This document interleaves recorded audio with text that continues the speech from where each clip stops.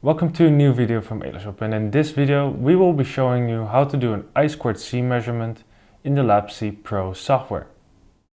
First, you need to have set the correct settings for your measurement. To do that, in the top bar click on Acquisition and then click on Acquisition Setup. Here in the Sampling tab you can set the sample rate, the sample depth and the trigger level to the desired values. When you're done, press OK at the bottom of the window. Furthermore, you can change the trigger condition by clicking the right mouse button on this little square in the trigger column. Afterward, you can click the play button in the bottom right corner for a single capture of the signal, and then wait until the measurement is done. When the signal shows up, you can zoom out by clicking and holding the left mouse button and drag it to the top left corner. If you want to zoom in, you click and hold the left mouse button and drag it to the bottom right corner. But now let's take a look at the two signals. In this setup, the first trace is the data line and the second trace is the clock line.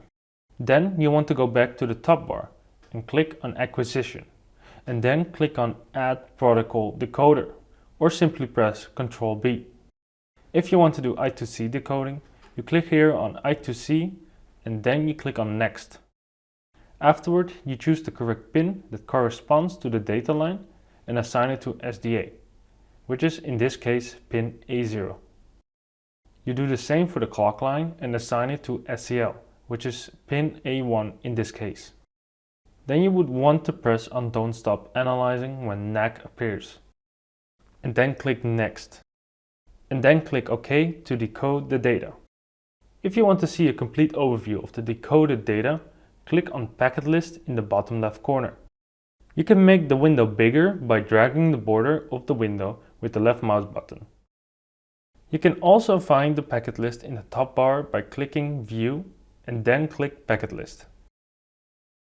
By clicking the button multiple times in the bottom right corner, you can see time information, sample information, or frequency information.